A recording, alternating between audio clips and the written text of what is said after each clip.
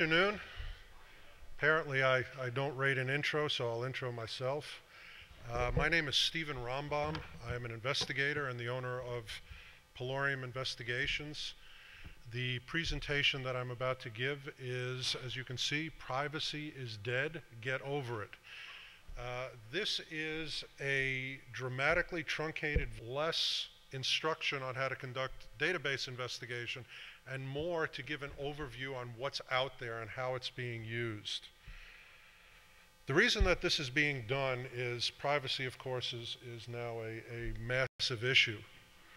The HP situation right now, before that ChoicePoint, before that Sysint, LexisNexis, the loss of a total of 97 million records, one out of every 2 Americans. And what we'd like to do is we'd like to give you enough information so that when you think about this issue, you can make informed decisions.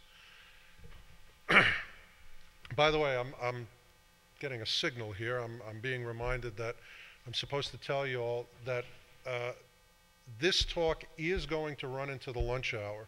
If you want to stay, you're welcome to stay. We've packed this so tightly, as you'll see. I'm going to be going through this like a speed freak. That at approximately 2 o'clock, which is the lunch break, that's when we're going to hit Q&A. So for those of you who do want to stay for Q&A, we're going to take an extra half an hour here. You'll still have a half hour for lunch. If you have longer lunch plans or you're going somewhere that requires okay.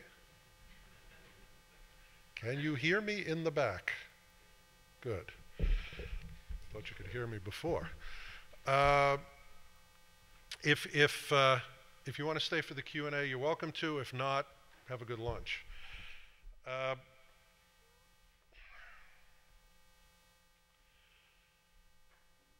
What we've done for this particular presentation, in fact specifically for the TourCon presentation, is we have a victim. We have taken an individual by the name of Rick Dakin, who's a fairly well-known author. He wrote Geek Mafia and approximately 15 other books. When he comes up here, you should know he is much smarter than he looks. Sorry, Rick. No, he's a very sharp guy, in fact. Rick volunteered, actually in connection with the project that we're doing together, to be the privacy victim. And so we investigated Rick. Now, let me just tell you what we're not going to be covering today, because it would require the full 8 hours. We're not going to cover NCIC. We're not going to cover TEX. We're not going to cover NLETS. We're not going to cover the whole FinCEN amalgamation of data, which, by the way, just so you know, that is the compilation of every financial transaction, every bank account, et cetera, that exists for every single American. Treasury Department database. As I said, we want to talk to you about what's out there. We're not going to tell you what to think, but hopefully we'll tell you what to think about. Here's what's changed, and here's why privacy is an issue today. Data was always compiled on every American. There were always marketing lists and junk mail and telephone number databases and credit cards and so on and so forth. What's changed is computing. Computing power, storage costs dropping extraordinarily, and more than that, the ease of creating databases that allow everything to be cross-referenced, everything to be compiled. Used to be that if you wanted to check somebody's driver's license, you would have to go here. Their phone record, you'd have to go here. Their criminal record, you'd have to go here. Public records like property, marriage, death, divorce, you'd have to go down to the courthouse. Now it's all in one place for easy access and potentially easy invasion of your privacy. Even old records that were never digital are now being turned into digital format. OCR is the investigator's best friend. Every old deed record, marriage records, everything you can think of is being scanned in by the millions. Just as one example, just for grins, British Telephone scanned in 100 years of their old telephone books. There's no reason for them to do that. They put it up there as a courtesy to genealogists because it's just so darn easy to do. They ripped the covers off their phone books, they fed them into a sheet feeder, and poof, by the end of the week, 100 years of white pages are up on the BT website. Data is worth money. If you've got old data in non-digital format, it pays to suck it into your machine, sell it as a database. It's now easier, it's cheaper, and you make money by doing it. So as you can imagine, everything is now in databases. I want to just give you a quick overview of what we're going to be demonstrating. Here's how a typical investigator builds a bio profile. This is how it was done, a biography profile. Here's how it was done for Rick. Rick called me up and he said, I'd like to volunteer as your victim. All that I had was his name and number and an email address. Starting with the telephone number, let me ask you something. If I use the thing over here, y'all can still hear me? That was a no. Okay. Well, we're going to have to modify things a wee little bit then.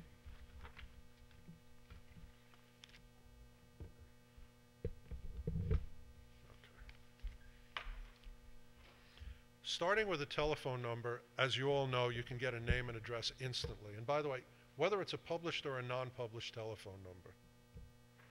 From there, you easily get a date of birth and a social security number. You can run a credit header, you can run a credit report, you can go into something like Skip Trace America. You can instantly get what's known as the key identifiers, which are date of birth and social security number. From there, you trace the social security number, you get past addresses, and you get family members, including, of course, the Holy Grail, which is the mother's maiden name. From there, employment, businesses, corporations, public records like property, marriage, divorce, voter reg, which some people don't know is public record, but your voter registration is, in fact, available for examination by anyone. Criminal records, court filings, public filings, UCCs, tax filings, permits, licenses, including gun permits, your driver's license, motor vehicle, your accident history, credit report, phone bills, credit card bills. Now, by the way, this list is not legally obtainable, but is routinely obtained, as people have learned. Your 800 number call history, who you've called into, your purchasing history, tax donations, and actually, if I had a bigger page, I could go on for about 20 minutes. The basic information that can be obtained on an individual and that gives you an immediate snapshot of that individual can be obtained in less than 5 minutes. One of the things, now, I realize that this is a sophisticated convention, and you all know what MySpace is, and it's no great shock to anyone that MySpace is an outrageous source of data. The reason that I'm putting it up here is it is an example of how people are contributing, self-contributing to the data available on them. If you go on MySpace, you're going to have a person's date of birth, everywhere they went to school, who their friends are, what their hobbies are, the most intimate details about a person that they wouldn't share with their wife, they wouldn't share with their kids, they wouldn't share with their parents, but they share it with a universe of strangers. Some of this, I think we can probably speed through this. You all are pretty familiar with MySpace. But some of the stuff that's up there is outrageous. Here's a post about a woman talking about being molested by her dad, being involved in robberies, not being caught for the robberies, then meeting a husband who was a tough guy because he was a fellow robber and he could control her and make her feel safe. That's her profile. Here you have Ganja Girl. Now, besides getting her name, her date of birth, where she went to school, where she works, the pizza factory, I mean, she puts up for the whole world to read that her sexual orientation is bisexual and she's a drug user. Now, this is absolutely typical. It took me, I don't know, 60 seconds of doing the browse command on MySpace to find this. Some of these are really ridiculous. This is because I'm involved in law enforcement. The next two are pretty funny to me. Here's a guy whose motto is go fucking kill yourself. He talks about doing drugs and all sorts of violent activities, and he says, my goal is to become a police officer when I'm 21. He may very well get fast-tracked to hiring, depending on the department. Here's another fella, and this one I just love. It says, you currently smell like gunpowder. He gives his real name, he gives his real date of birth, and but poses, as you might notice, pointing a shotgun at the camera, and he is a corrections officer. This is typical, and there are dozens of sites like this, and people don't even realize what the heck they're putting up there. Now let me tell you a secret. These pages are spidered by everybody worth a damn, and the data collected. Just because it's in MySpace doesn't mean that people can take their page down, and I'm not talking about cached pages. I want to tell you that there are agencies, both private agencies and public agencies, sucking every bit of data off of MySpace. And by the way, Friendster and all of those. This is all going into databases. And there's actually a fantastic article coming out in LA Weekly, which we assisted with in about 4 weeks, which is going to talk about Google's connection with the U.S. government, how they give the U.S. government different types of access to their data than they give to you and me. Amazon, you all use Amazon, or you all use some equivalent of Amazon.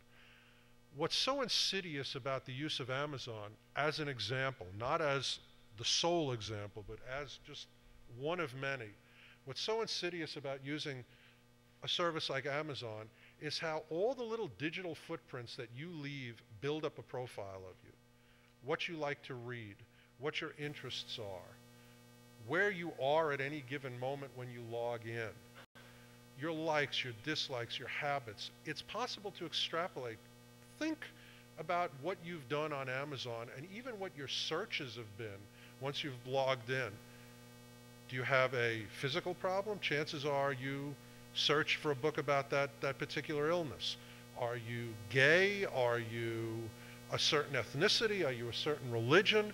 All of that can easily be determined just from what you're interested in reading and what you searched on Amazon.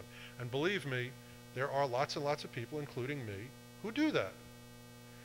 Without leaving my house, I can determine if you're white, black, Hispanic, Asian, if you're Jewish, Christian, Muslim, if you are likely gay or likely not, if you're a liberal, if you're a conservative, not just from Amazon. I mean, we'll continue.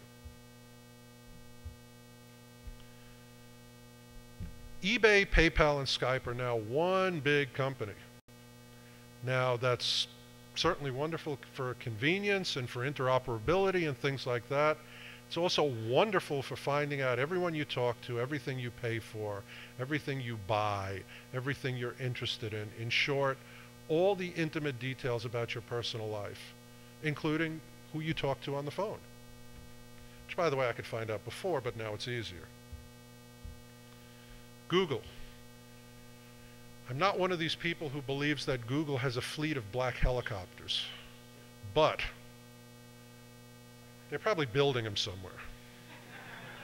They're really, really close to being Skynet, if you guys are familiar with that movie. Google intelligently, incredibly intelligently, understands something that most of America does not understand yet. Owning information, having it in your possession, and being able to do whatever you want with it without anybody telling you or stopping you, and being able to cross-reference that with what you might think is unrelated information, but really isn't. Having access to every type of information about an individual is priceless. It is the new currency. Information really is power now in a way that it never was up until approximately 10 years ago. And let's talk about what Google either does or is in the process of doing. Every website, including what people say, oh, they'll never find it, it's the deep web. Ridiculous. Blogs, news groups. If you are a member of a news group, not only do Not only is it possible to determine what your interests are, but what you talk about on the news group. Media, Gmail. If you look at a Gmail account, they beg you not to delete your mail. Don't delete your mail. You have unlimited storage space. It actually says that on the Gmail site. Why do you think that is? Because, yes, please waste storage space on our computer. No, please leave everything up there so that we can index it and know what your likes and dislikes are, what your issues are, who you talk to. Think about what's in your email. Google Chat, ditto. They are in the process of scanning in every book in the world. Even if the publisher and the writer says no, they say, tough, sue us. And by the way, we have $1 billion legal defense fund. People have told them, don't scan my book, and Google has said tough. Multiple times. You could probably Google it and find out. Google News, Maps. Mapping, as we'll go into in a second, is the next big issue. Not only are people able to tell today where you physically are at most moments of your life, but what is right there next to you. And we're going to go into that. Google Music, what your likes are. Google Finance. Google Checkout. Google is putting together what is going to be a very, very effective and probably very widely used competitor to PayPal. And you're going to have a completely vertically integrated experience on Google. You search Samsung television. It gives you all the Samsung television sites. I assure you the ones that use Google Checkout will be listed first. You go there and you use their own system to purchase it. And by the way, if you're emailing your friends with Gmail, asking about what's the best television, you will get targeted ads for these items. Google Telecom, no kidding. They are putting together what until a minute ago I would have called VoIP, but apparently it's VoIP. Google Tools on your own hard drive, Google Tools on your website, it helps them suck it all in. Now, how does Google know who you are? How does Google connect all that activity, all that incredibly personal activity to you personally? Well, most people now log in with a Google account. There's a Gmail account. If you have a static IP number, forget about it, they own you. Google on a cell phone, they know who owns the cell phone. The best way for Google to find out who you is, everybody does what I call ego searching. Everybody Googles their own name, practically every damn day. Everybody Googles their own telephone number, their own email address. People Google, approximately 1/3 of the people who use Google their own social security number. I have no idea why, but that's an actual fact. Google knows who you are. And these are just examples. And here's Google saying, search, don't sort, don't throw anything away. Over 2,446 terabytes of data and still grabbing it. Google is so into our minds now, into your minds, not mine. I take a lot of steps to avoid having my Google search history indexed, but Google is now being used for predictive profiling of markets. Are people going to buy more Volkswagens? Do people like the new light beer? That sort of thing. And they're accurate within about 90%. It's frightening. Now, by the way, this is of no general relation to the topic, but I put it up there because I always like to put hypocrisy up on a screen. CNET went to interview the CEO of Google, and the CNET reporter walked in with the guy's Google printout and said, yeah, man, I Googled you. Look at what I found. The guy threw him out of the office and banned CNET from interviewing anybody at Google for a year. So don't Google. Everybody talks about Google because of their extraordinary PR. Nobody talks about Yahoo. Yahoo's bigger, better, faster, has more. Yahoo started with Yahoo groups back from the beginning of time. Yahoo does the same thing And because they are so under the radar, they resell it for marketing purposes. It's easier to get the Yahoo stuff, and there's more of it. And Yahoo, God bless them, unlike Google, where you have to spend an entire evening and order pizza to find Google's privacy policy, Yahoo puts it right up front. Once you register with us, we know who you are. It's our info. Tough. Now, it's not going to be just if you go into a search engine and click out from the search engine search. Within the next year or two, and it started with all of the major ISPs now like AOL, Yahoo, what have you, Earthlink, actually have a list of the ones that are doing it now, and it already covers more than half of the computing experience, the logon experience, and the pipes of America. But it's going to be nationwide. ISPs are going to not only keep your search history and your activity online because it will make them money. Within a year or two, they're going to be legally mandated to save it for 3 years in case they discover you're an Al-Qaeda member and they want to know who you've been talking to. As an investigator, one of the main things I want to find out about somebody is who they know, who they hang out with, who they talk to.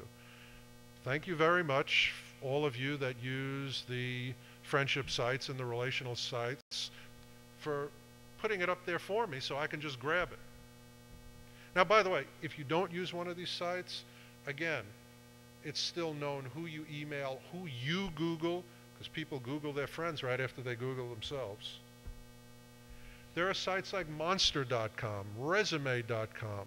There are, on any given day, 30 million old and let's say archived or used resumes on the net. Now, I may not be able to find easily a history of a 16-year-old kid, but pretty much anyone who's been out there in the workplace and who's actively looking for jobs is now also using internet resume sites. And think about what's on your resume. Everything. Everything. Your name, your home address, your phone number, your entire educational history, your entire work history. Now, never mind, I know you'll lie on your resumes, but don't worry, I'll work my way through it and find out what's right. Everywhere you've ever worked is the main thing. I mean, here's a, I don't know, can you guys read that? I mean, here's a guy, you know, obviously we've masked some of it, and we used their sample resume also so we could cut and paste, but here's a guy, John Doe, home address, email address, you know, what sort of job he's looking for, his work history, his education history, his skills. Well, most people do put in a salary wage, believe me. You know, now here's somebody offering, you know, asking for an ethical hacker. By the way, you guys may, this is a real ad. They're actually looking for an ethical hacker. This is, oh, Fidelity. Yeah, the fun guys. They're looking for an ethical hacker. They'd probably take a not so ethical hacker. ZabaSearch. Everyone's heard about it. ZabaSearch is a deadly, deadly, deadly service. Why? Because this is information that's been gathered through TU and TransUnion and a couple of the credit bureaus. Yes, this is all old stuff. Yes, they take out your identifiers like your social security number. But the fact of the matter is there's 20 years of personal credit bureau data up for everybody on ZabaSearch. Yes, without the financials, so it's perfectly legal, but believe me, this is an unintended use of the data. And by the way, we're going to go into something that I call Rambam's law later, which is no matter the purpose that the data is gathered and compiled for, it will be used for something else. Absolutely. ZoomInfo. ZoomInfo exists to provide employment data and employment history in conjunction with Monster. But if you use ZoomInfo, what it does is it pulls up your entire work history. Thank you very much.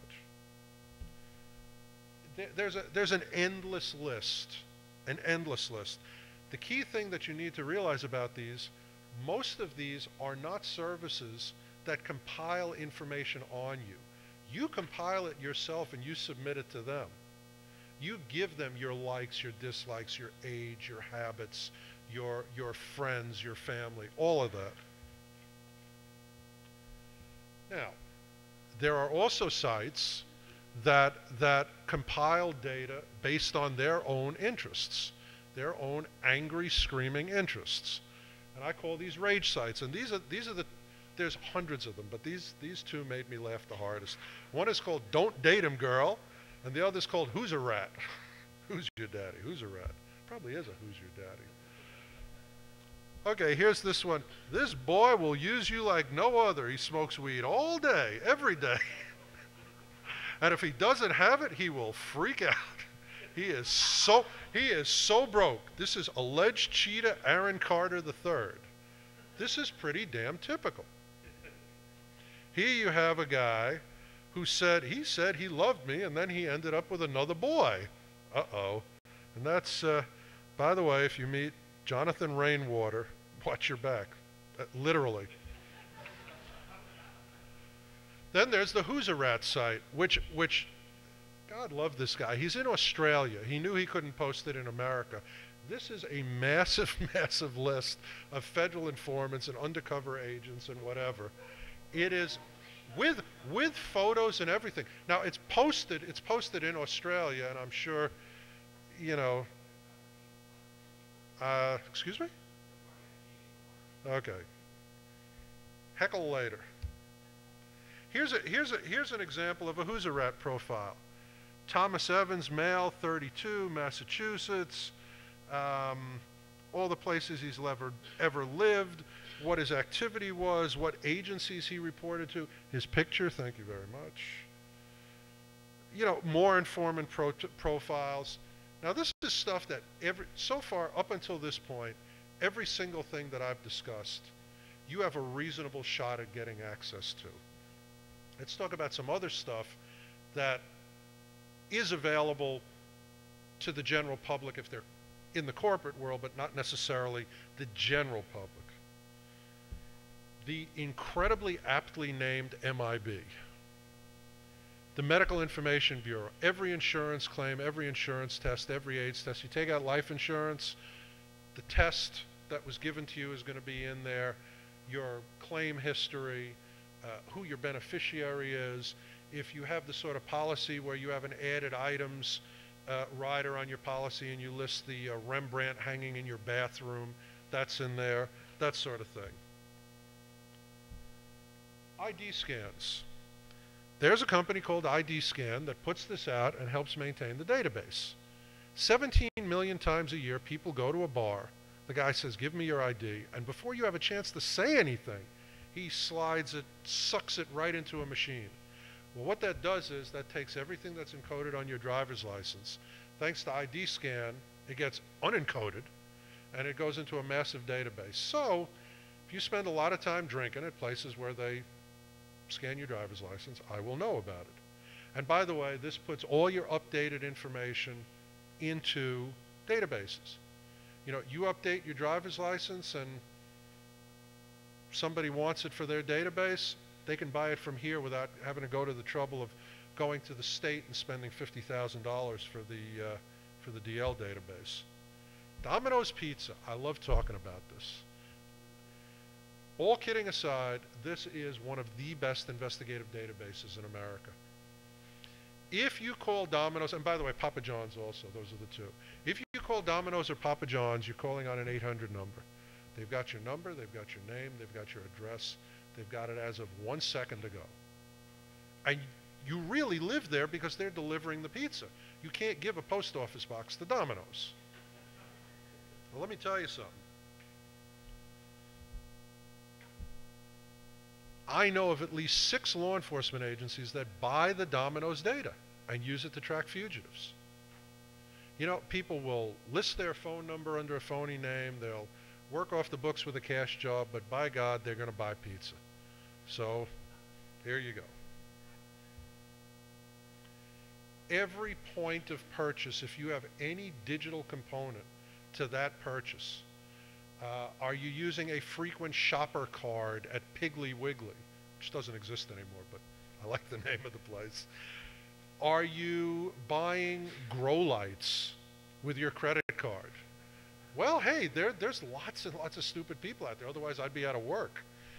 Are you buying scuba gear? Well, that means you're involved in an unhealthy lifestyle and your insurance premiums just went up. People check that. Here's a perfect example of Rambam's law of unintended data use. Stop and Shop tested a program which they obnoxiously named SmartMouth that allowed them to comment on shoppers' purchases, and they would send, the shoppers found out about it because they thought they were being nice, and they were sending shoppers a letter like, you're buying too much fatty stuff. You're buying too much salty stuff.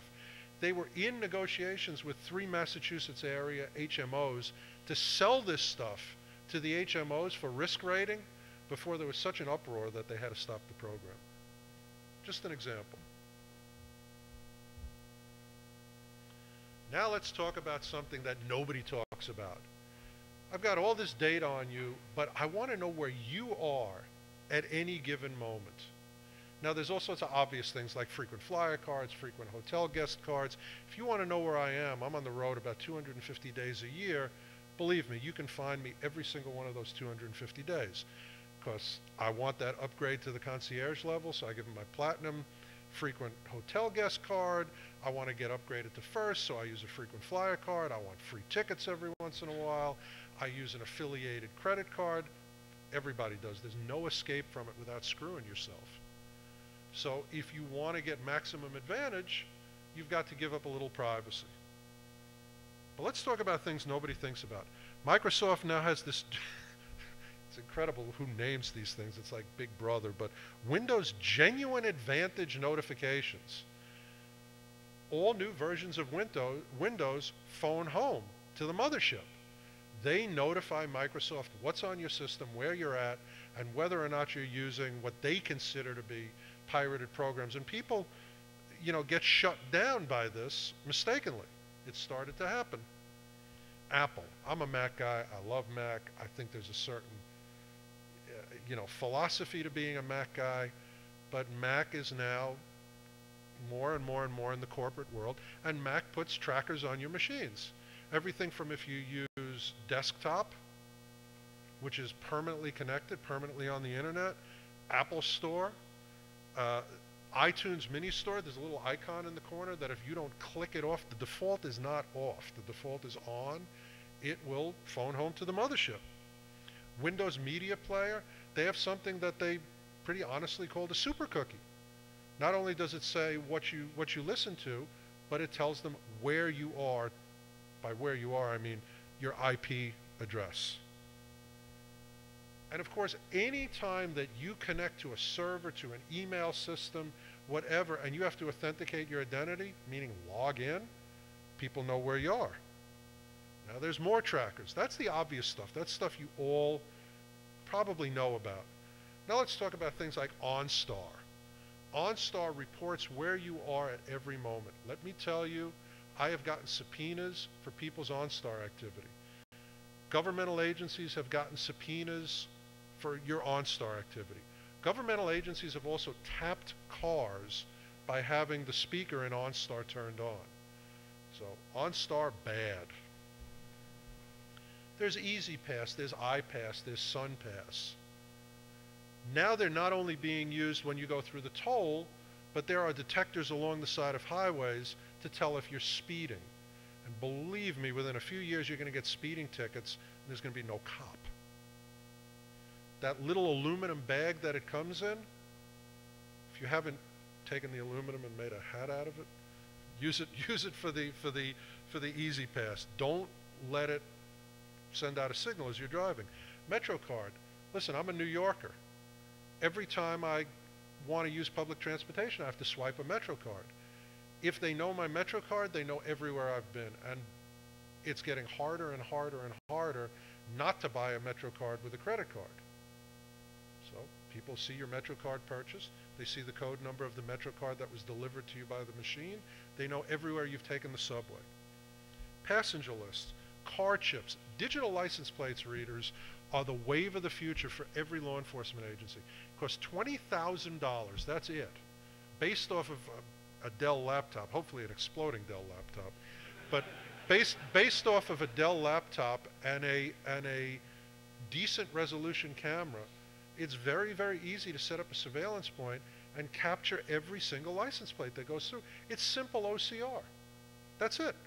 It's simple OCR. And you will see, by the way, less and less vanity plates over the next 5 years because all these scripts and different formats are making it hard to track where you are with these license plate readers. Now, by the way, LAPD is using them in about 30 cars already, and they're using them to recover stolen vehicles and catch stolen cars. Right now, you see a license plate, you've got to manually input it, and if it comes up stolen, you grab the guy. But with this, you can drive down the street and the thing will say, hey, that's a stolen car. Which is the originally intended use. But believe me, again, Rambam's law, that's not what it's going to be used for. If you're not using an easy pass, people are still going to know every damn road you drive down and where you've been. Guaranteed. Cell phone activity. Listen, you guys are the uber geeks. I'm not going to talk to you about GPS or tower triangulation or anything like that. I'm just going to say, if you've got a cell phone and it's on, I know where you are every moment of the day. And you all have a cell phone and you all have them turned on. So I know where you are at every moment of the day. Wi-Fi activity. You log in from a node. Well, until they have Wi-Fi that lets you log in from 10 miles away, I'm going to know where you are within 100 feet. Cell phone pinging. It's possible to ping a cell phone and get a location. There are services that do it. And for example, Teen Arrival Live, AT&T here now has Find Friends, Mobile Angel, Tracer Mobile, which is the most honestly named one.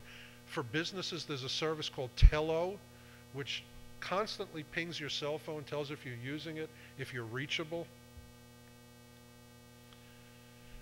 Navtech is one of the there's two major mapping companies in America, pretty much in the world, but two major in America. Navtech is one of them.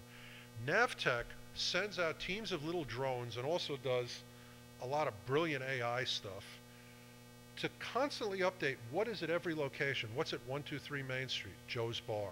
What's at 125 Main Street? Private house. These are the people living in it, and so on and so forth. Navtech sells databases to every company that wants to sync it with your cell phone. Bob Jones is walking down the street. Now, his GPS activity shows that he spent an hour and 40 minutes at 123 Main Street. What's there? Oh, Joe's Bar. Okay. He spent an hour and 45 minutes drinking. Then he went down the block and he went into a mini mall, which is all divorce lawyers. I wonder what that means, and so on and so forth. This is, it's kind of, can you guys read that?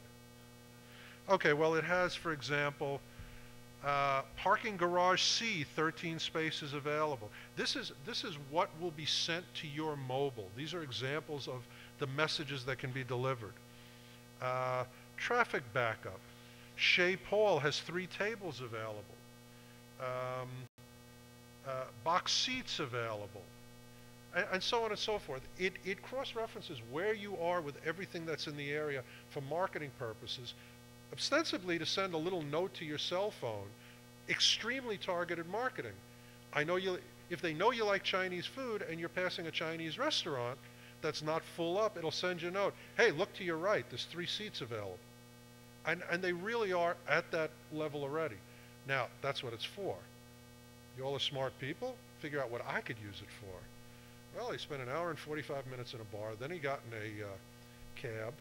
We can tell by the speed of the movement of the phone. Then he spent about an hour at a strip bar. Then he went to a bank. I guess he put a lot of dollar bills in the G-string, went to an ATM. And then he went to a divorce lawyer.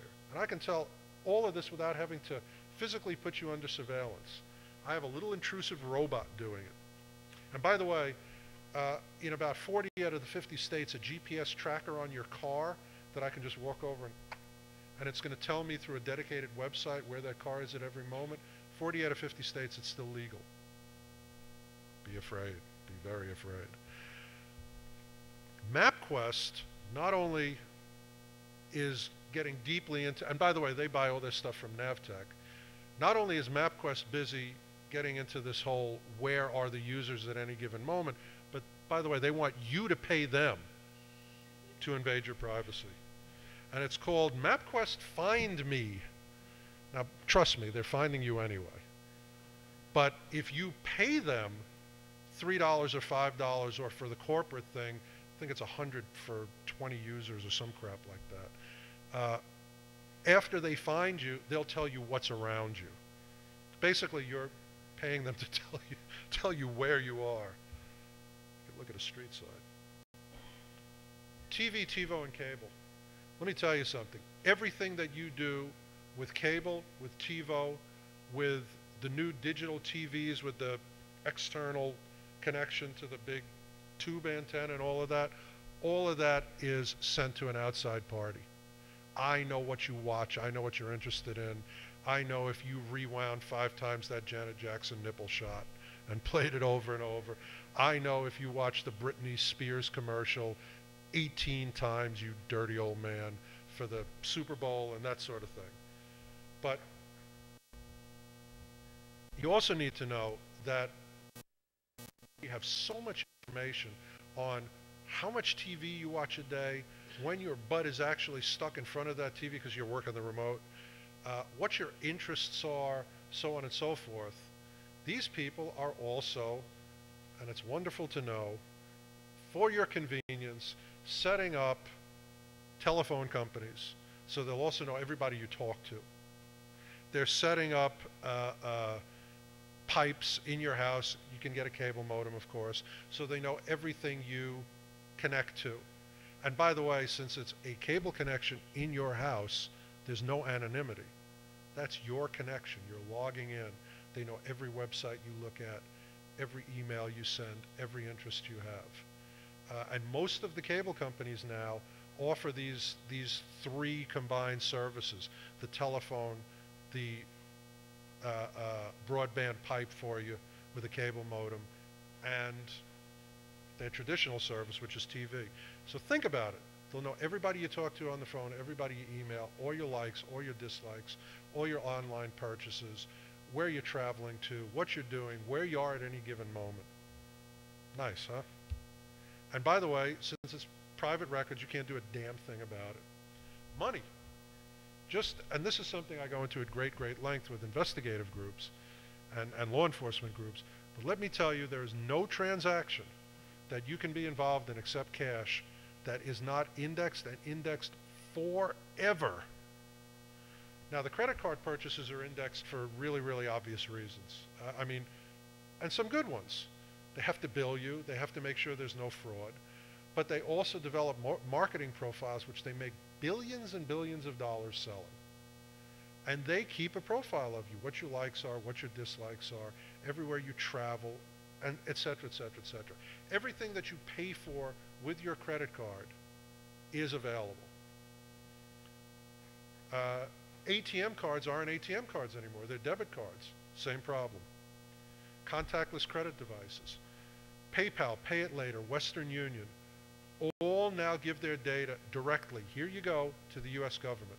In fact, PayPal turned over so much stuff to the U.S. government that the U.S. government actually went back to them 3 weeks ago and made a request and said, do me a favor, we're looking really right now for tax cheats. All this, whatever. Can you please segregate out the data that fits these parameters? It's a guy living in America, but the PayPal money is coming out of a bank account overseas. And PayPal gave them 170,000 names. 170,000 Americans with offshore bank accounts that are now going to have somebody knocking at their door, probably with a big forklift to take away their furniture. First Data. First Data, how many people here have actually heard of First Data? Just out of curiosity. Man, you guys are slick. Okay, that's about 5 times the response I normally get. First Data processes every Visa and MasterCard. Every single one. one-stop shopping for getting your credit card history. And by the way, there are more and more and more and more places that now identify you with your fingerprint, not just if you're a little kid in school and you're not supposed to have, something with nuts because you're allergic and that way the lunch lady will know who you are, but there are hundreds of thousands of these fingerprint credit card devices. Getting close to the end, so I'm going to have to really speed through this. I can't believe it. We didn't even get to Rick yet. Okay, you know what I'm going to do? I'm going to do this very, very fast. Target marketing. How many of you guys will be able to stay for about a half hour longer? Okay, outstanding. Okay. In that case, let me do this really quickly, but not omit anything. InfoUSA is a company that most of you have never heard of unless you're in the business world. InfoUSA puts out the phone discs. Next cell phone that rings, I own. InfoUSA also maintains trillions, literally trillions of marketing and sales records, and they put out massive, massive, massive marketing lists. This is the InfoUSA catalog. This is all their marketing lists. Forestry, coal mining, construction, metal engineers, all types of purchasers, what you're interested in. Do you routinely travel? That sort of thing. They have more information on individuals, them and a company called Axiom, than the US government does.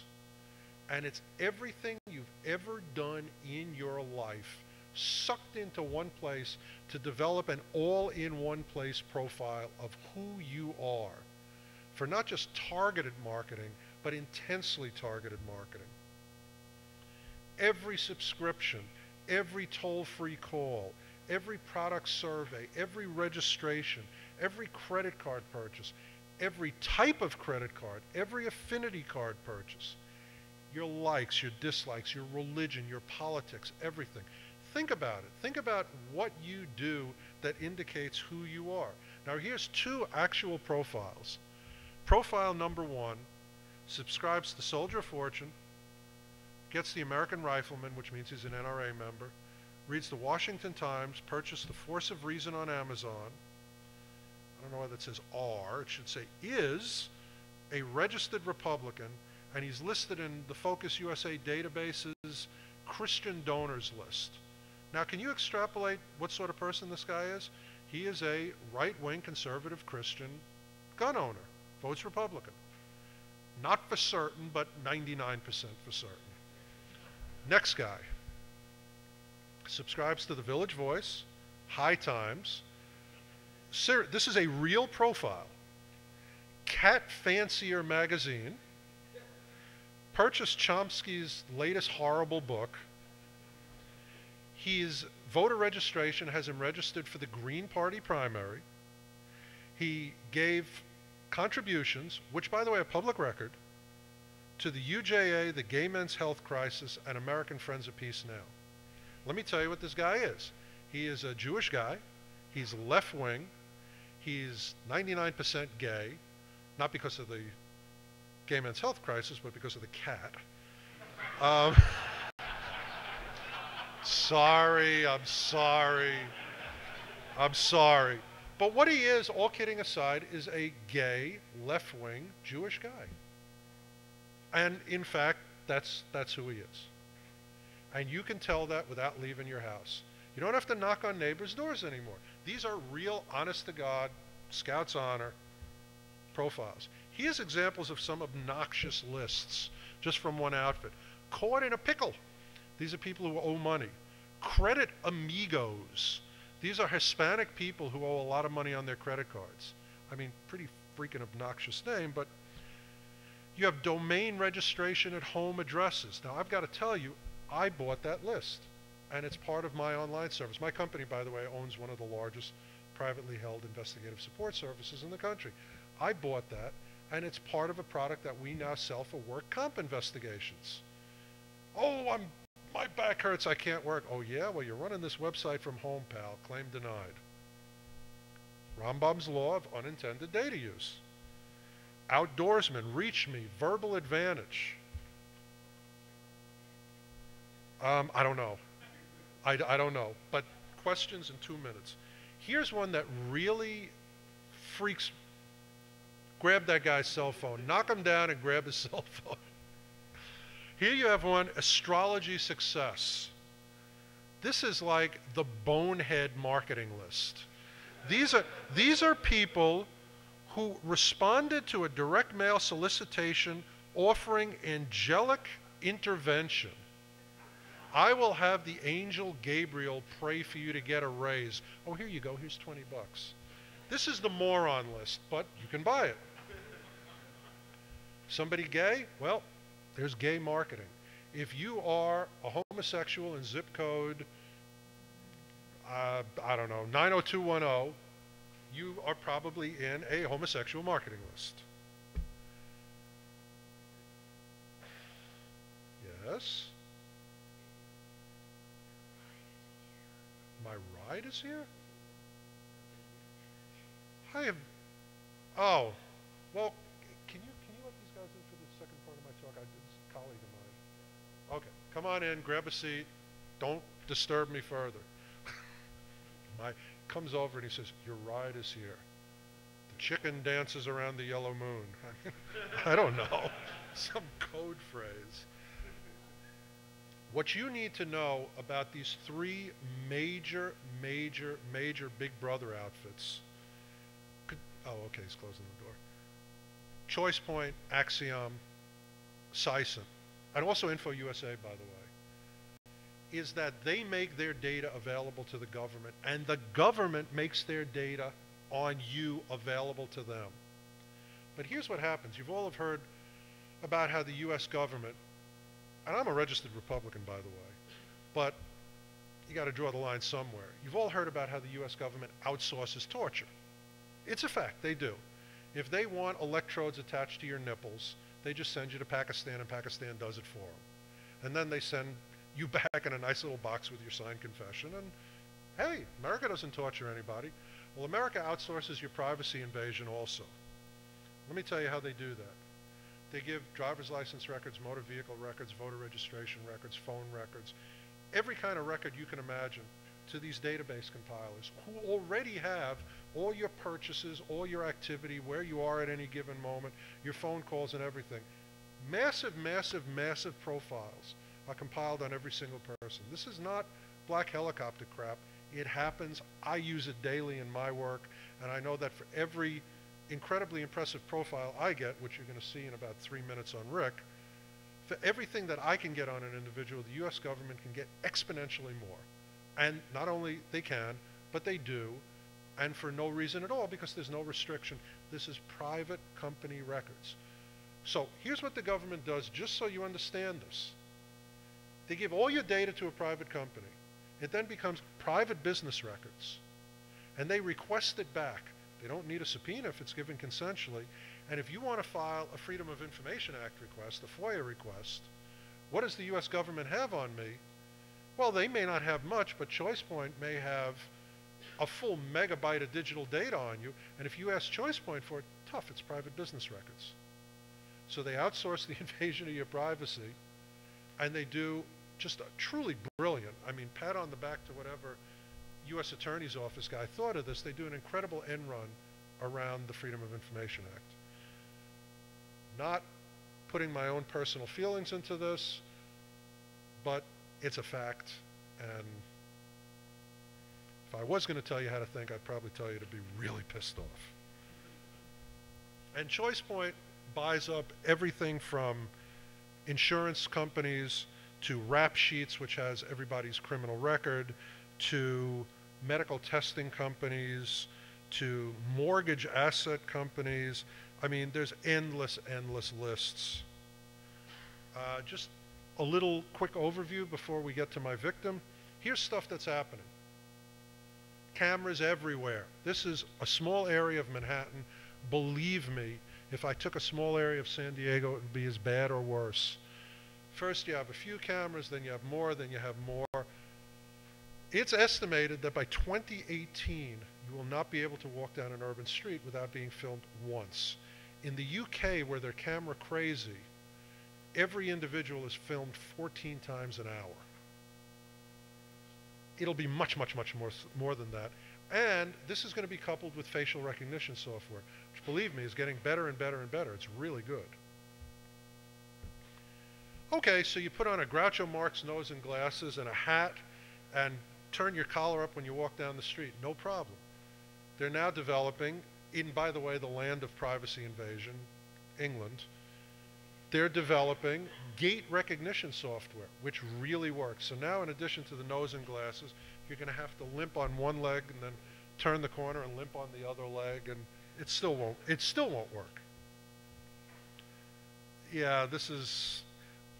There now, by the way, there now exists a device where they can shoot you in the butt with an RFID chip, and people are putting, you know, consensually implanting chips.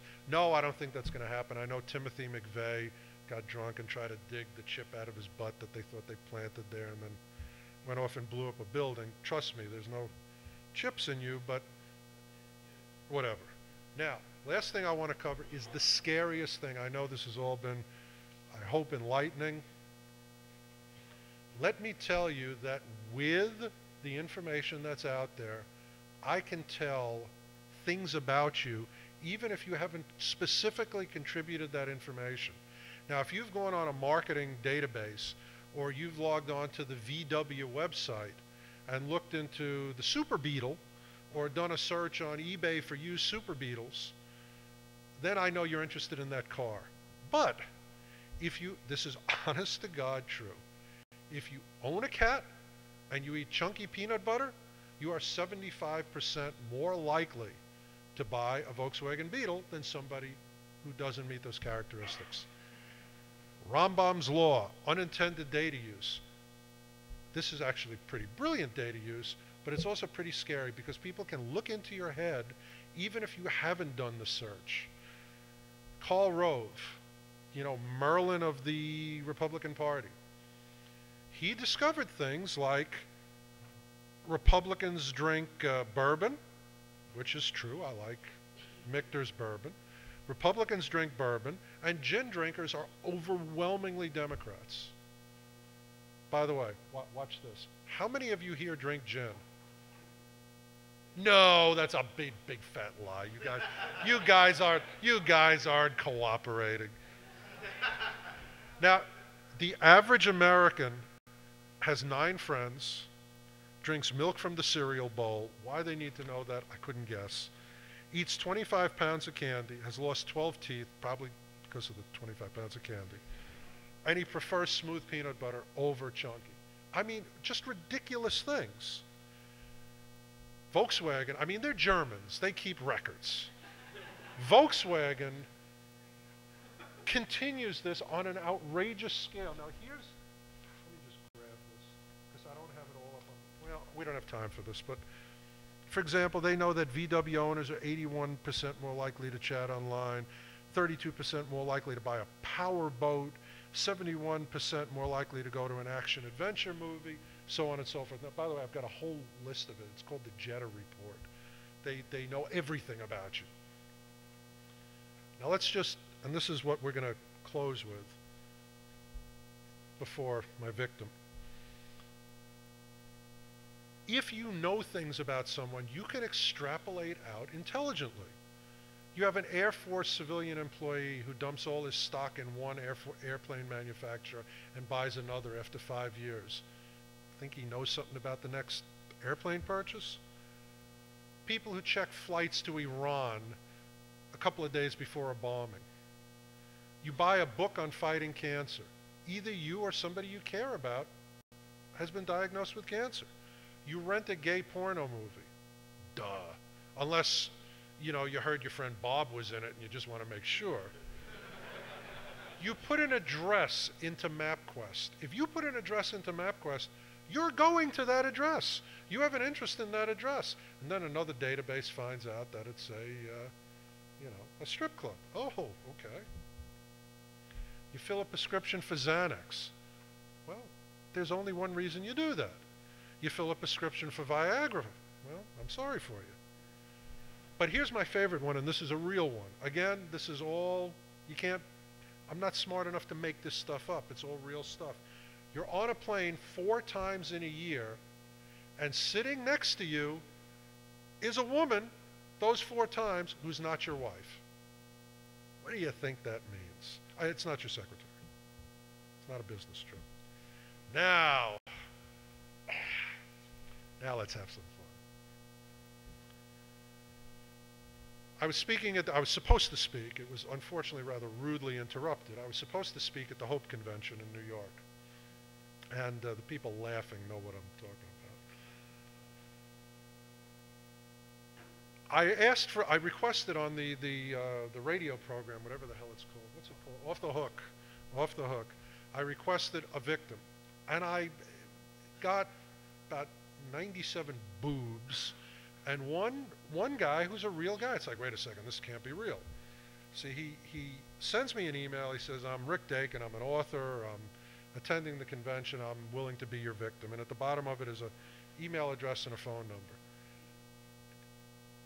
It sounded too good to be true, so I did a quick investigation. And by the way, I mean, there's a search called Telegorilla. You plug in a phone number, whether it's pub, non-pub, whatever. It gives you name, address, social security number, date of birth, related information. And I saw, what do you know? It's a real phone number. And I did some more and ran his cell phone and his property and all sorts of things that you can't fake, you know, on 5 minutes notice. He has a work history, he has a residence history, he has a phone, he has a cell phone, probably a real guy. So I gave him a call. And he agreed to do it. Now, we were going to do this about 4 years ago at another convention, and I did such an incredible investigation on the guy that I found out things that freaked him out. So the day before the convention, his lawyer called me and said, if you're planning to do this, we'll serve you the lawsuit right now. And I couldn't do it. So I went back to my lawyer, and I said, give me a waiver for this idiot to sign. He can't be, you know. So the guy wrote up a 2-page waiver, and I just want to read you one paragraph of it, because to this day, and Rick and I have become great friends, and we're actually doing a book together, but I can't believe he signed this. Just let me read this one paragraph. Polorium may disseminate any information about me which it obtains or compiles to any person in any venue as it sees fit, even if the dissemination of that information could cause me harm, emotional distress, pain, injury, humiliation, or ridicule, or other personal or financial damage, and even if the information is disseminated is partially or completely false.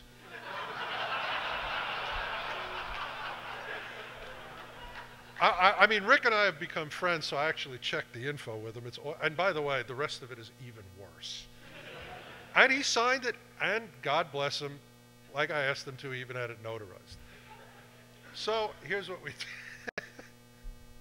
Here's what we did. Let me tell you what we did and what we didn't do very quickly. This was a real quick investigation. We didn't do anything tricky. We didn't do any field work at all. We didn't do any garbology. By the way, if I investigate you, I'm grabbing your garbage. Because the stuff you throw away, priceless. You know, could be a good MasterCard connection. You know, we didn't pull his phone records. We didn't pull his credit card bills. We did do some marketing stuff, some checks, but nothing significantly illegal. Really. First thing we did, we ran him through Gorilla Trace. Gorilla Trace is a meta search that's primarily for investigators.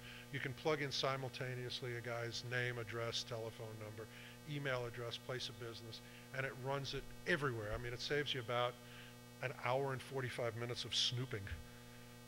Then we ran him through Diogenes. We ran him through a beta test site called Oink, which is Online Investigation Network. As you can see, it says, our data will make you squeal with delight.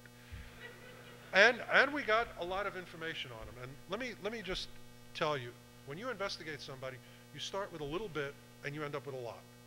No matter what you start with, it's like pulling a thread, or what's called the inverted pyramid. You start with one thing And everything that you get leads to more things and more things.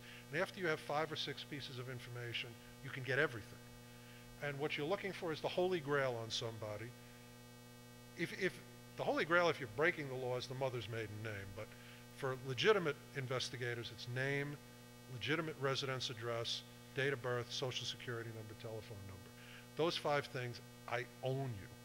I can find out anything I want to know. Email helps, you know, your IP, if you have a dedicated IP address. From his phone number, we got his name, his address, his date of birth, his social security number. From there, we did an SSN trace, and we got his entire residence history. So far, everything I've done taken less than 5 minutes. Everywhere he's ever lived. And by the way, what I'm masking is his social security number and his date of birth, because it's none of your business. Not that you couldn't hire somebody and get it. Here's from another credit bureau his address history. Here's another credit bureau his address history. In 10 minutes, we found out his real name, his social security number, that he got it at the age of 8, so like child labor. That a fraudster by the name of, Rick has the full name, in Alabama is also using his social security number. His date of birth, and everywhere Rick has lived since he's an adult, including Florida, California, and Ohio. So then we pulled his credit report, which, by the way, we made him give us a release for. And we found all of his credit card purchases. We found his student loan. We found his car loan. We found his his mortgage, his installment accounts. We then did a Skip Trace America search, came up that he was a property owner. Then we did a nationwide real property search, which pulled up his property. Because we were lazy and we didn't want to spend money on a pay database, we just went right to the county website and pulled the property appraiser. And we found out that his condo, I mean big time book writer, is appraised at $89,000, which we didn't believe, so we went to Zwillow, which by the way has every property record and every house on satellite. And we found out that his house is actually worth $174,284. I mean, to the penny. We found out everywhere he lives with, how many bedrooms, whatever. And then, just because we like toys, we went to USGS and a bunch of other satellite programs to take a look at the property. Fortunately, Rick was looking up at the satellite at that moment. That's actually one of the photos we found online. We got photos on him and everything, but that just fit right. Then, you know, Rick lives in Florida. There's zero public transportation, you know, unless it's like driving Miss Daisy or whatever. His parking lot, his condo, if you remember, has a big parking lot right there. That's his parking lot. So we checked for a car. We found he owns a Mazda Protege. It's paid off. We ran the condo address. By the way, for those of you who are investigators or law enforcement, big tip here. Don't just check name, social security number, date of birth. Always run the address through everything. You'll find aliases, you'll find businesses, you'll find all kinds of monkey business. We found one of his companies. Another tip, if you're investigating somebody, by the way, I don't know what the breakdown of this room is, so I'll just throw it out there.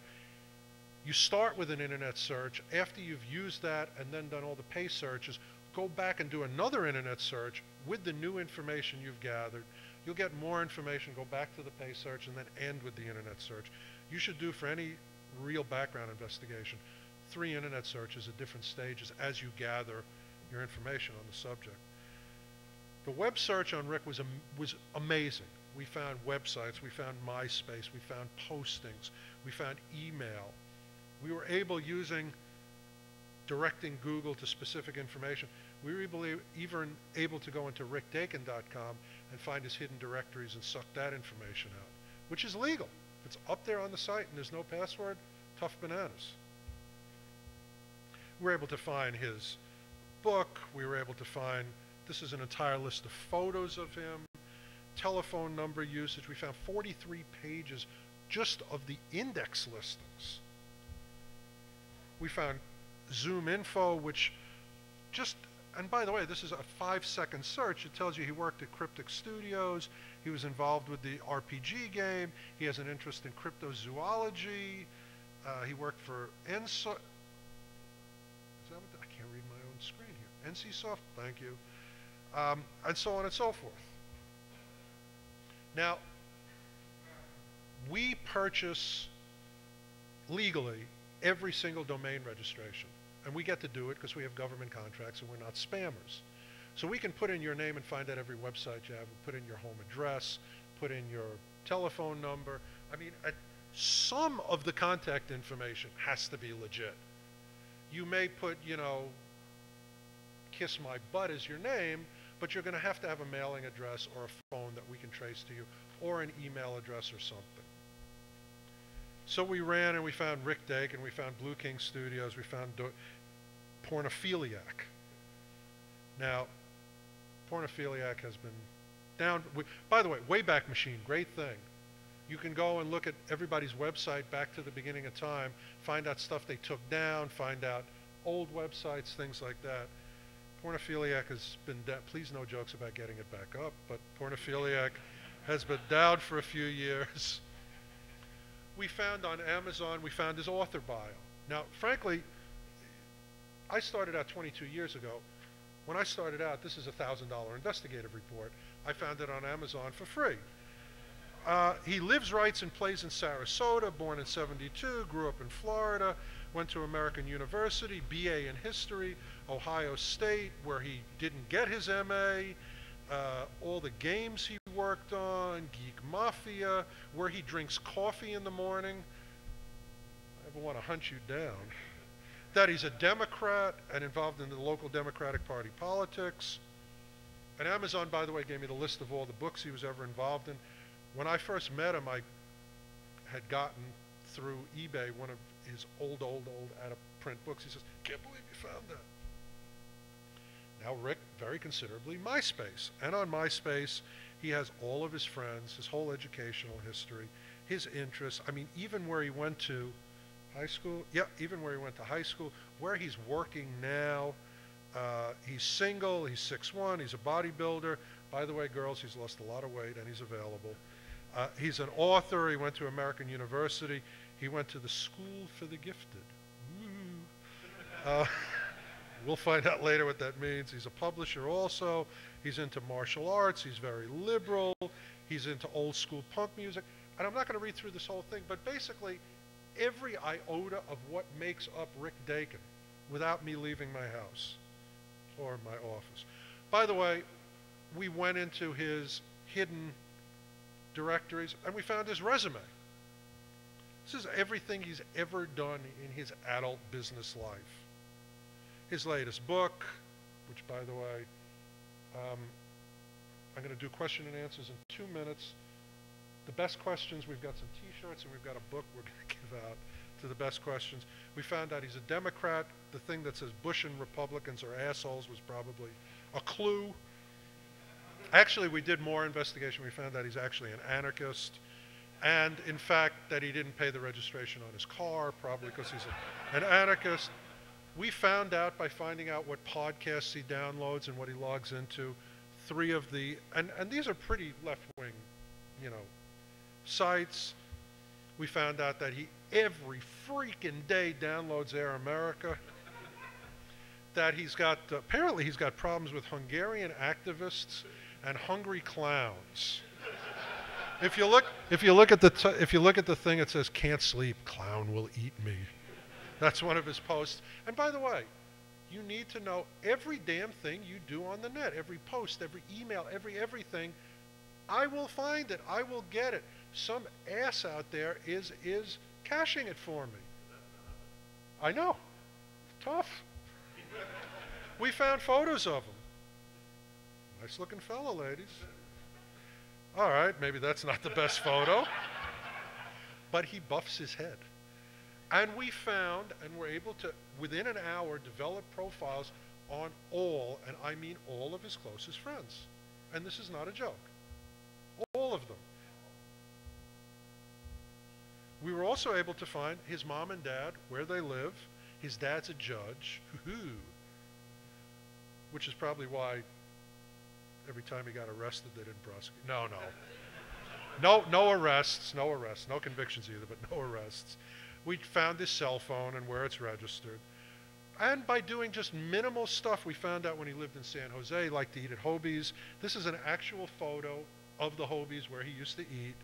He worked at Cryptic Studios. He worked overtime all the time. We know that because of the hours he ordered in food and paid with his credit card. He likes Thai and Mexican, by the way. Then we had one little moment of confusion. We found out that he now has space in a place called Digital 3. And so we looked into Digital 3. We found, now, by the way, stand up, Rick. Look at the picture of the guy there. It's not him. So we thought, oh man, okay, this is great. This is going to look great. I found his alias. I found a phony business he's running. Tell me that's not the same guy. Okay, well, it's not. The other guy's real. It's just freakish. It's really another guy. I mean, I spent an hour investigating the other guy to make sure it was a real other guy. But it's a real other guy, and they've lived in separate places, and it's not like some, you know, sick, split personality. I'm Bob. No, I'm Rick. It's a real guy, but they're like separated at birth. All right, come on up here. I just want to do this with him up here, so you see I'm doing it with his permission. In addition to all of his friends and everything, by the way, give him some applause. He is a very brave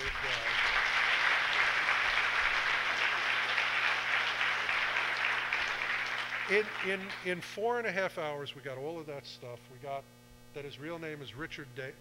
Dake, and his date of birth in '72. We got his social security number, starts with 266. It does? Yep. We got his home phone number. We got his home address. The amount that he purchased it for, who he purchased it from. The Capital One was involved. The true value is $200,000. The mortgage was Countrywide. His parents are Stephen and Karen. He's got a brother, Matthew. Matthew does have a criminal record. Well, it's a public record, dude. His office number, an old condo address that he used to use. He's got a Florida driver's license, expires in 2010. He drives a 2000 Mazda Protege. He went to Pineview School for the Gifted. A BA. We found out more. It's not just a degree in history. It was in Greco-Roman history. He went to Ohio State for a master's, didn't graduate, no criminal record. He's interested in cryptozoology. You worked at Barnes & Noble. He had repeated disputes with Bank of America.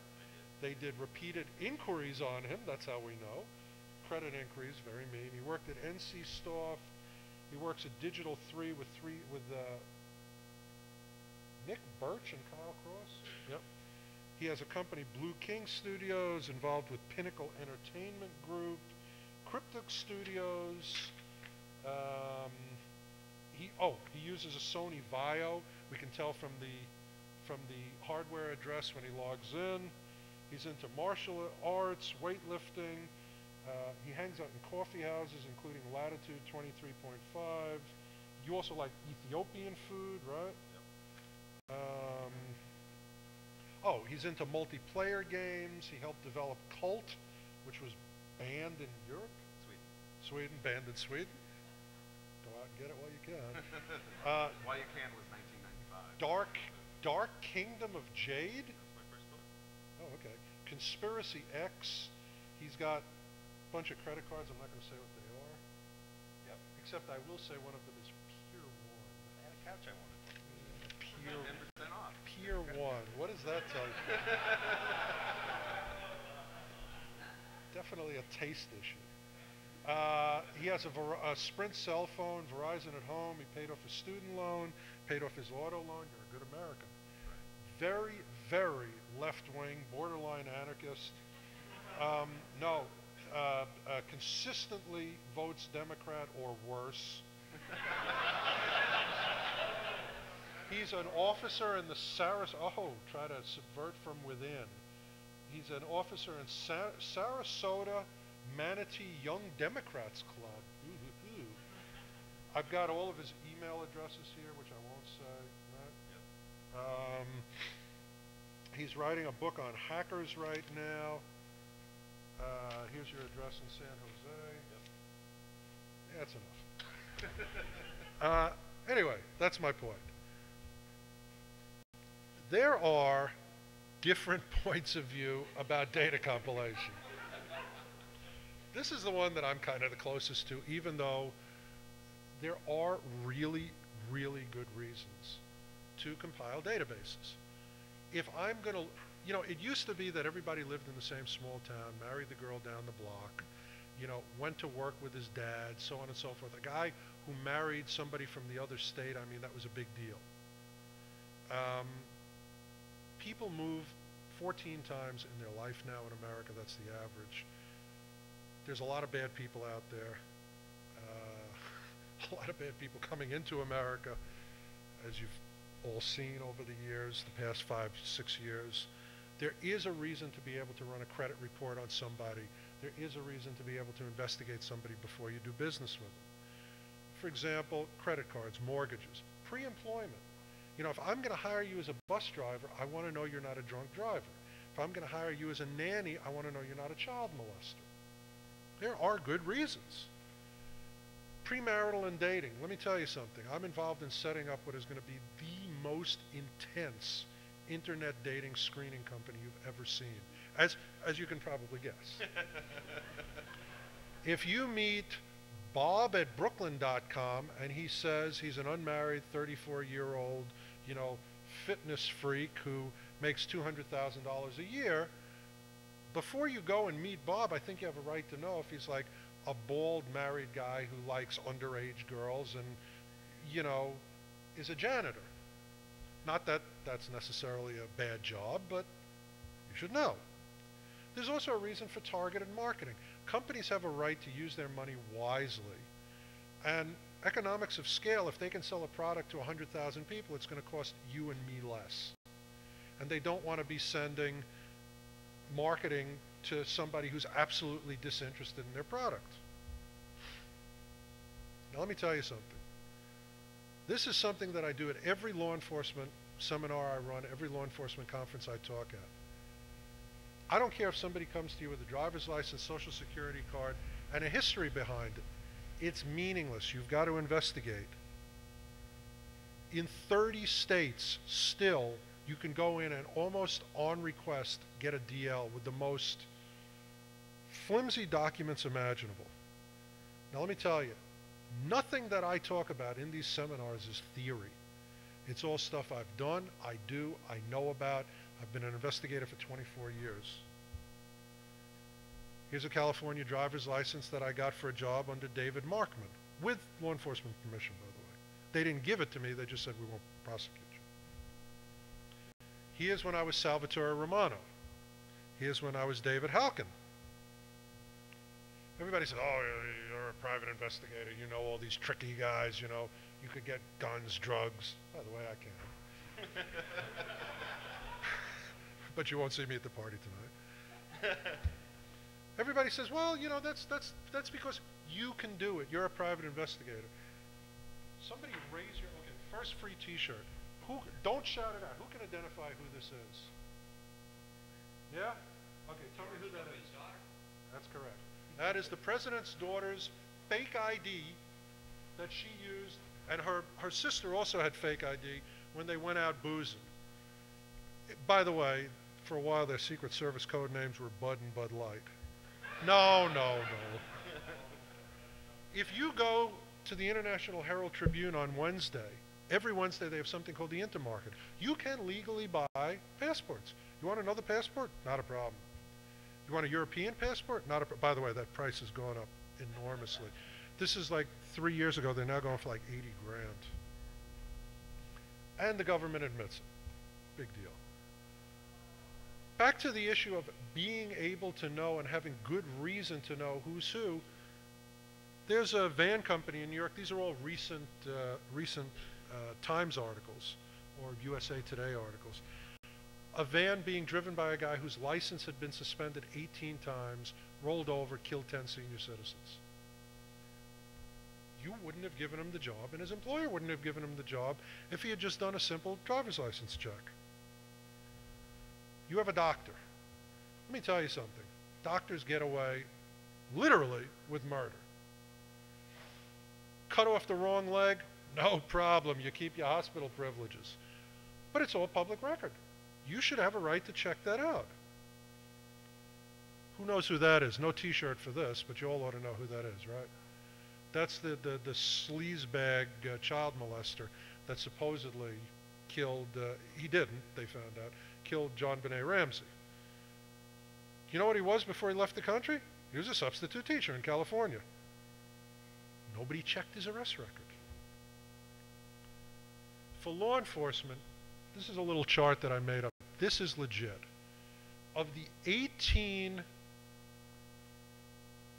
9/11 hijackers, 14 would have been caught if the FBI was able to find its ass with both hands. You know, one thing I will say that's personal feeling, but it's true, they are the most pitiful law enforcement agency on the planet. And the one thing that can help them and help us, because they're all that stand, God help us, between us and Osama bin Laden and his like-minded loonies. One thing that can help the FBI do their job, unfortunately, is sucking every bit of privacy out of America. Let me give you an example. You see Al-Hazmi and Khalid, what's his face over there?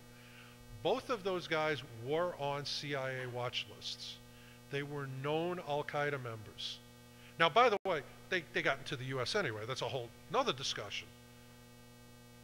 But of these two known terrorists, 12 more could have been connected to him.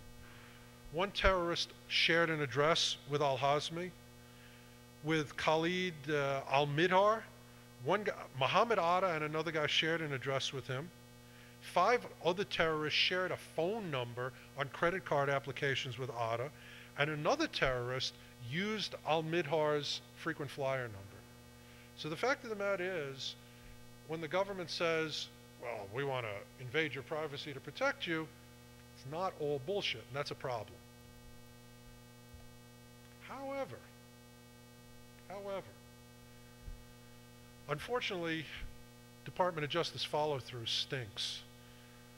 Of the 1,100 cases that were referred for prosecution or further action to the DOJ by law enforcement, DOJ looked at them, and fully 817 of them they threw out on the spot. They said there's nothing here. So having the ability and using it intelligently is a problem. But nevertheless, the government is sucking up all your data.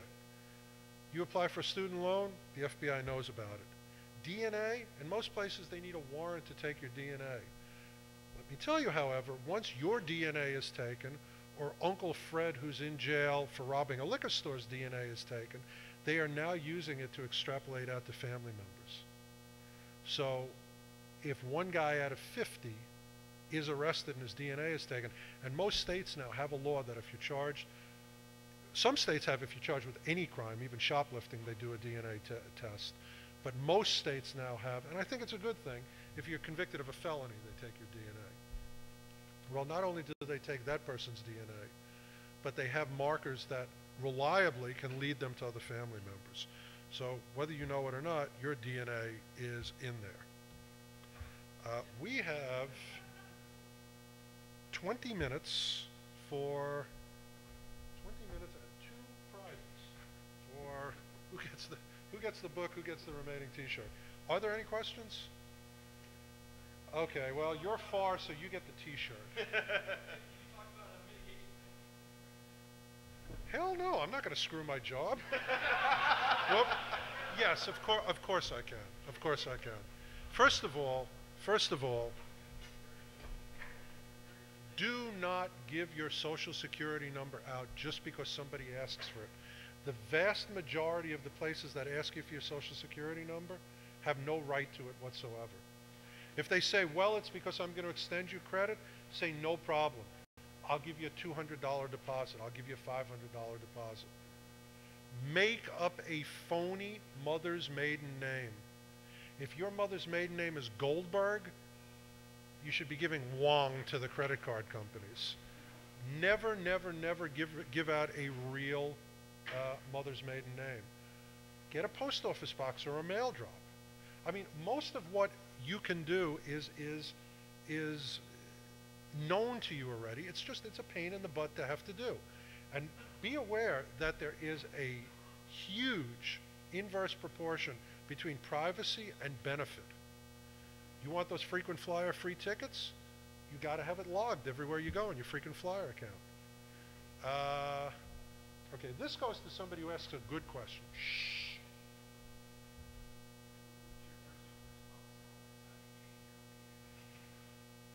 My personal response? I am an ethical investigator. If I am set up on a blind date with somebody, as I was for next week, I do not investigate her, because that's being a bully.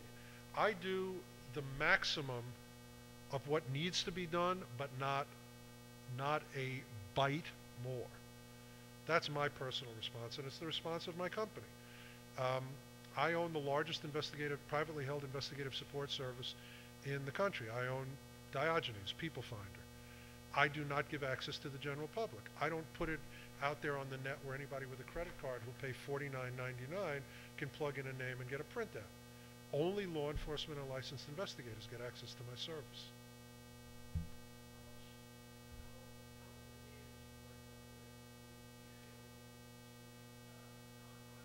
90%.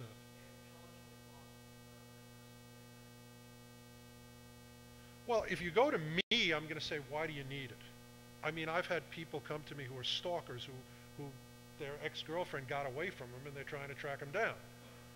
You know, the first thing a decent investigator is going to do is investigate his client. No, that's a fact. I mean, the people that come to me, it's just unbelievable.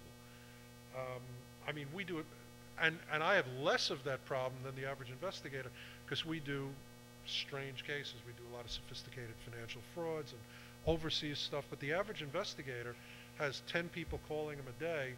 I'd like you to find so-and-so. Without my help, you could get 90% of that. If you had a legitimate reason by going to an investigator, you could get 97% of that. If they're a subscriber to my online service, 100% of it. No. An expensive background investigation, unless you're doing something like, you know, witness prep, where it has to be incredibly in-depth and go out in the field and knock on doors. I mean, a hugely expensive background investigation is $1,500. That's without feeling. Next question. One of the things you did though when you were investigating that fellow over there with the credit check, now technically you had to have him sign off on that. No. Because of the reason I was doing it, I had him sign off. I hadn't met him at that point. But if I have a legitimate business need, there's something called the Federal Fair Credit Reporting Act, the FCRA, that lays out all the reasons that I can pull your credit. And I can pull your credit for any business transaction. If you call me up, if this guy calls me up and says, I want you to investigate somebody, I can run his credit. You betcha. Any legitimate business need. And of course, I'm going to decide what the legitimate business need is.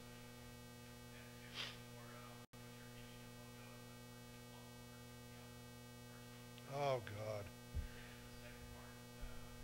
I have no opinion because everything is being consolidated.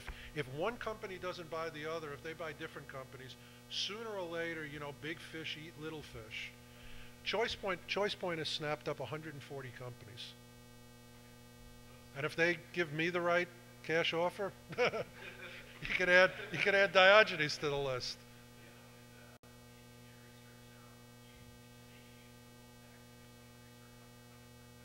Oh, a lot.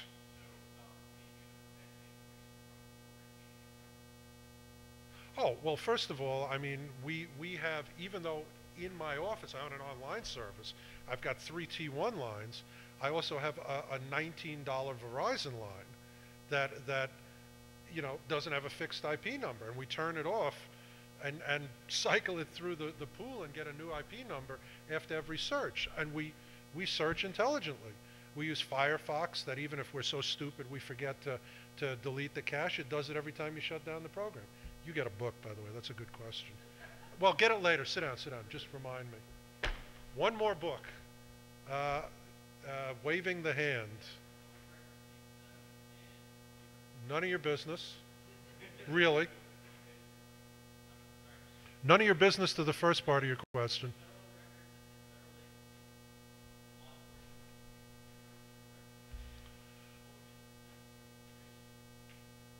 Oh, I have 1 trillionth. I mean, the U.S. government is now buffering and caching everything that occurs.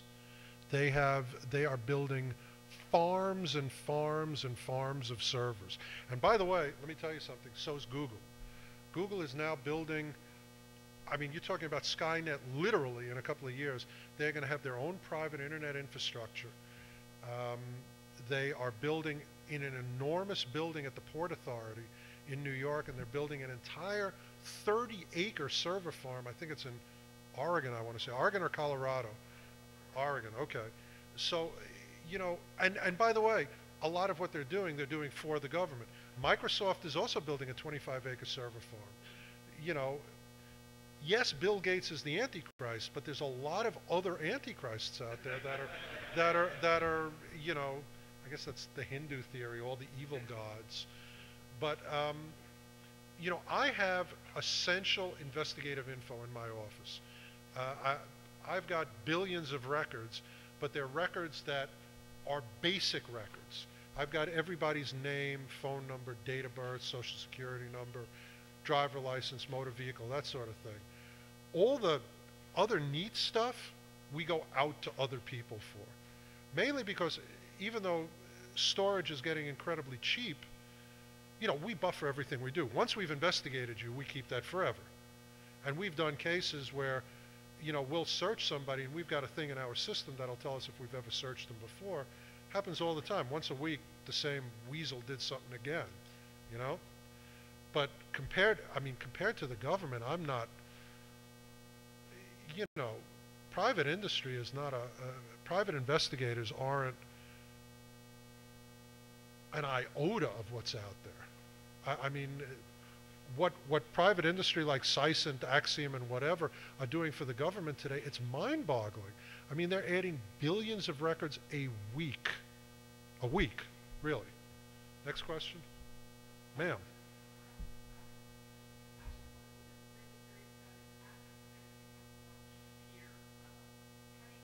Oh, it's not peer level. That's the problem. That's the problem. She said, as it becomes peer level, how do you think it's changed? Huh? More peer level. And it's not. It's going absolutely in the other direction. Let me tell you that as the government became ChoicePoint's biggest subscriber, the government told ChoicePoint, cut off private investigators. Let me tell you a story. I'm going to tell them the Santoro story. Earlier this year, the beginning of this year, I was hired to be the defense coordinator, defense investigation coordinator, for a guy by the name of Albert Santoro. This is in the newspapers. It's nothing secret. Albert Santoro is a prosecutor in New York who a phony baloney Prince of Austria, who is a high-level government informant, should be on Who's a Rat, but he's not, inveigled him into a deal where he brought him a bag of money, $100,000, and said, do something with this for me. And Santoro thought about it for a couple of days and said, nothing I can do with it legally, gave it back to him, and a week later he was arrested for a conspiracy to launder money. Obviously, the main thing we wanted to do is find out who the prince was.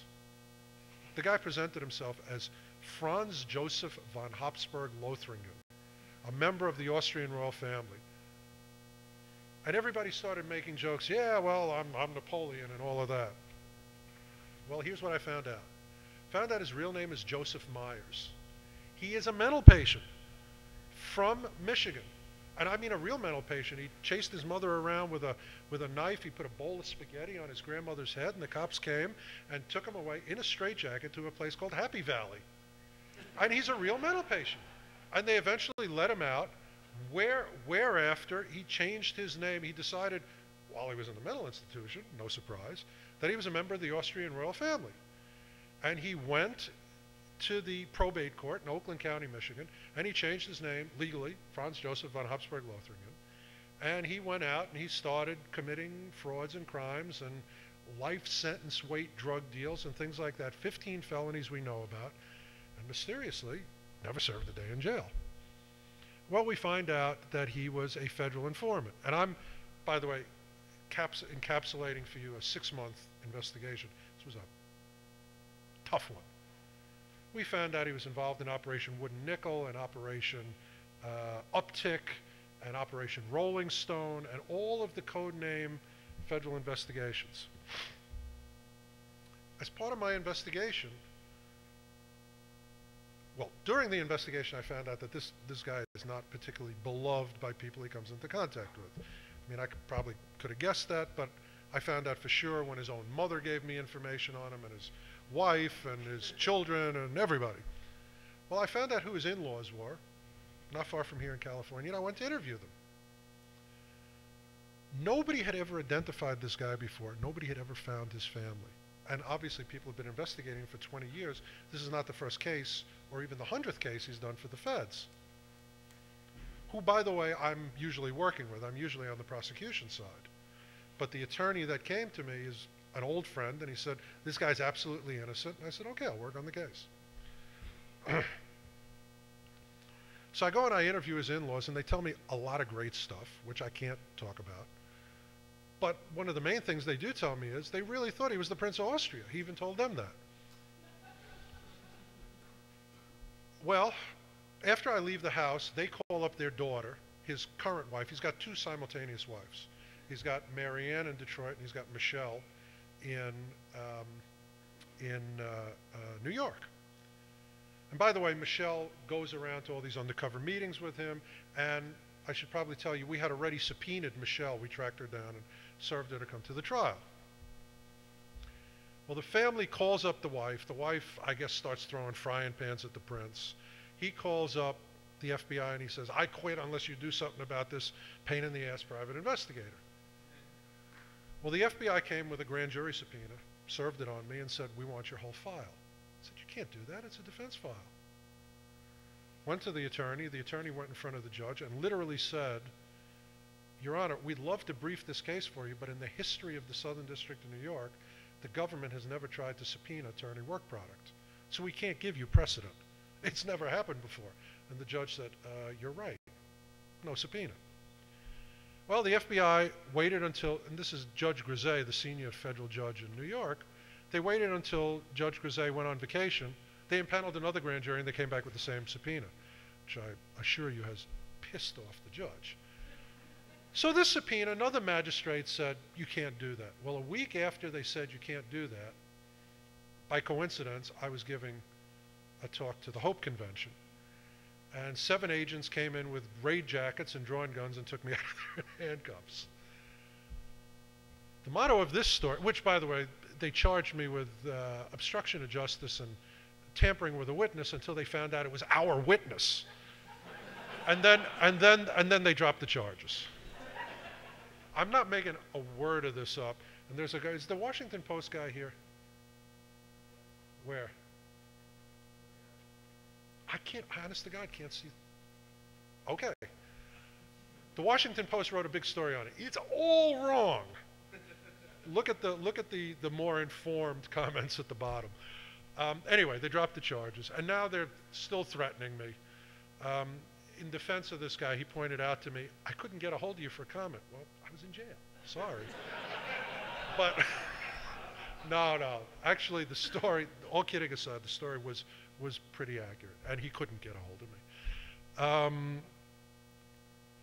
So the charges are dropped, and the motto of this whole story that I'm telling you, with 6 minutes left to the Q&A period, is the government wants to restrict what you can find out, and they're taking extraordinary steps to do that. So it's not a level playing field. There's nothing peered about it. The government has access to everything. The government has backdoors to Google, which are going to be detailed in something in a couple of weeks, including a court filing. The government has backdoors to Yahoo. The government has intense relationships with ChoicePoint, with Sysint. U.S. Department of Justice has agency-wide flat rate accounts to these companies. And not just to them, but to data compilers like InfoUSA, Axiom, all of that. I, on the other hand, as an investigator, am the victim. If I didn't own my own service, for example, I would not be able to get somebody's complete social security number. ChoicePoint now only sells truncated information to private investigators. They cut off the last 4 digits of the social security number. They mask the day of birth. Now, let me tell you, to be a private investigator, and they don't mask that, by the way, to used car dealers. Literally, used car dealers who request your info preparatory to selling you a car. But the private investigators, for me to become a private investigator, I had to have 3 years of experience above the rank of patrolman, 3 years of investigative experience above the rank of patrolman, fingerprinted, photographed, state runs your prints, federal government runs your prints. You have to have 5 experience affidavits, 3 character affidavits, all notarized, which is amazing. And you have to pass the test on the law. People fail these tests all the time. Private investigators are the most screened persons on the planet. It's not like on TV, you know, you get a secretary with long legs and a pebble glass door and you're a private investigator. You really have to have experience and a clean background. But the US government pressured ChoicePoint, and ChoicePoint cut us off while the guy who sells you a Honda can get your complete social security number. Not only is it not peered, but it's going to get worse and worse and worse, and the government today is actively, in fact, there's something, I'm so glad I just remembered this just now. The US government is trying to reclassify records that have been classified for years, including, let me just read this to you.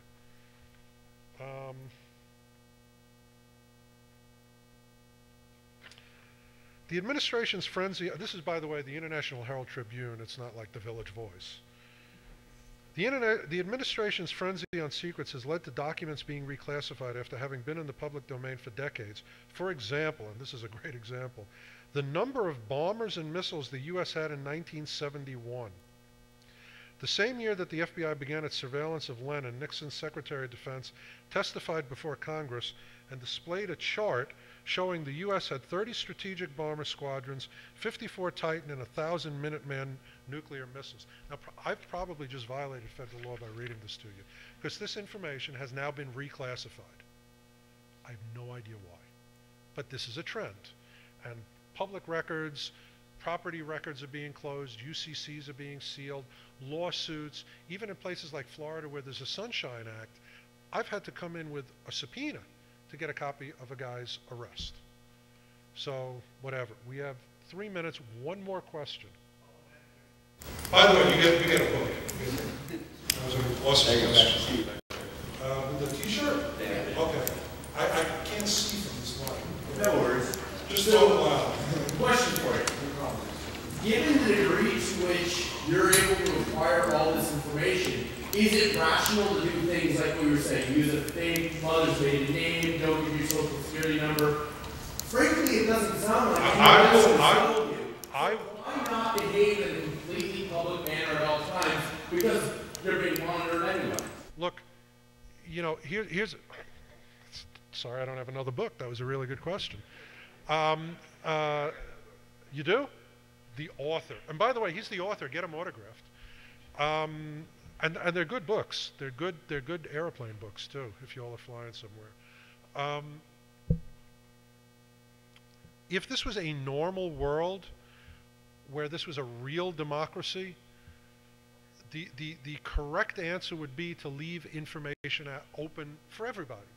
I have a right to find out certain things about you, and I have a need, and that's what America's about. Look, if you go to Europe, for example, and you want to protect yourself from physical harm, you can't own a gun.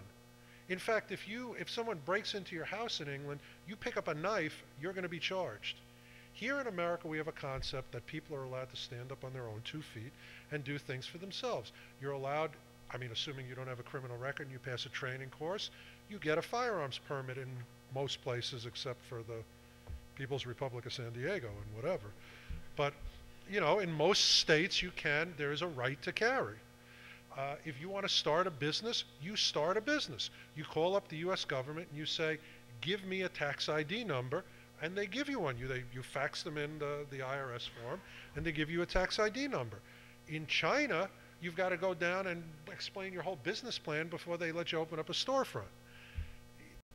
America is all about people looking out after their own interests and not having to rely on the government and not having the government's thumb on them. If things were done right, you would have access to most of the same info that I have. And for now you do, but trust me, it's being closed. If you're an honest guy, why not do it all honestly? Because there's weasels out there. Because there's people who want to steal your identity. There's people who want to screw. The point I'm making is, if you can't actually stop all these people from getting your information. No. All these people? Can I really behave in a way that you won't be able to monitor me, you personally? No, me? Never. No. No, I mean, I own billions of records. I own billions of records in my office. But that's a number. That's none of our business. Billions of records. Billions. I didn't say how many billions. Look, what you want to do is the point is, if there's something that you want to keep secret, you have to take proactive steps to keep it secret. You don't buy a grow light with your credit card. You don't, get on, and by the way, if you care if people know that you're gay, you don't put your name on a gay mailing list. If you are a, fanatically left-wing and you're shopping for a job in a right-wing market, if you are an anarchist, you're probably not going to get a security clearance from the Marine Corps. Just be intelligent about what information you let out there. And on general principles, by the way, don't give up info that you don't have to give up. Don't give away your social security number because somebody has a clipboard and says, social security number? Okay, absolute last question. Guy in the back. More of a comment than a question. Are you aware that a lot of the data providers are now actually keeping track of all the queries, and then they can use those as meta information so they can actually provide information about who's looking for what and what the trending is? You mean individual websites, not just Google, right? Also the data providers. Well, of course they do. Sure, but no. They always did. There was always tracking of inquiries, always, and not only for the purpose that you're saying, but let's say someone is found to have been using a false account. You want to know all the people who have to be warned that some crook has their social security number. Thanks, folks.